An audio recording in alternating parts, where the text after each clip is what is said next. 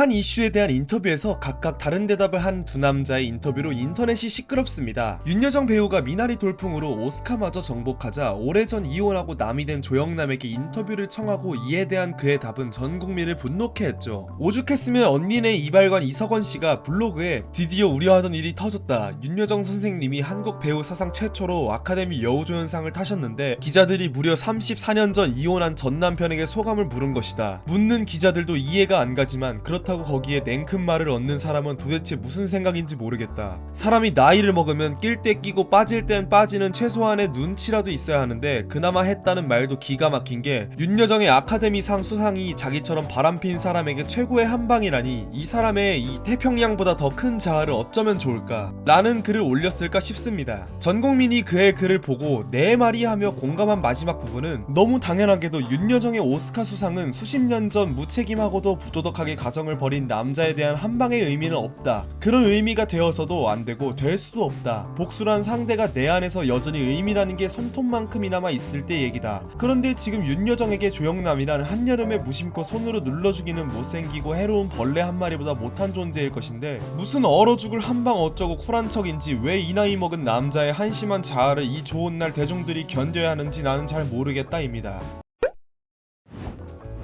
이와 달리 같은 날 봉준호 감독은 한국 영화 사상 102년 만에 이룬 쾌거라는 표현에 대해 한국 영화사라는 거창한 잣대를 대기보다는 윤여정 선생님 개인의 승리라는 생각이 든다고 말문을 열었습니다. 봉준호 감독은 작년 기생충으로 역시 오스카를 비롯한 영화제를 휩쓸었을 당시 한국 영화사에 대한 쾌거라는 말에 개인의 승리라며 선을 긋지 않았습니다. 그런데 왜 26일 인터뷰에선 이렇게 반응했을까요? 그 역시 평가받는 입장으로 윤여정 배우의 여우조연상 수상에 대해 평가할 권한이 없는 사람이기 때문입니다. 혹자는 봉 감독의 인터뷰로 한국이 국뽕이 심하다는 결론을 유추하는데 애초에 배우 윤여정의 수상권에 봉 감독이 인터뷰를 할 이유가 없습니다. 배우 윤여정 수상에 대한 건으로 오래전 갈라선 조영남에게 인터뷰를 청하는 기자나 봉 감독에게 인터뷰를 청하는 JTBC나 인터뷰어에 대한 타겟 설정부터 잘못된 것입니다. 오히려 감독의 눈으로 본 배우 윤여정 씨에 대한 비하인드나 작업하며 본 배우로서의 자세 등을 물었다면 이야기가 다를지 모르겠습니다. 영화계에서 윤 배우의 후배인 봉 감독에게 대선배가 받은 상의 의미를 규정짓는 어긋난 인터뷰 요청에 감독은 기다렸다는 듯 현명하게 선 긋는 발언을 했습니다. 개인의 승리라는 말은 언론에 대한 일침이지 국민에게 하는 말이 아닙니다. 주인공을 조명하지 않고 후배에게 여배우의 오스카 평을 청하는 것은 브래드 피트 냄새가 어땠냐는 외국인 기자의 질문과 같은 기조의 배우 능면입니다. 윤여정 배우의 오스카 연기상을 한국 영화계의 쾌거로 결론 지을 사람은 당사자 윤여정 씨밖에 없습니다.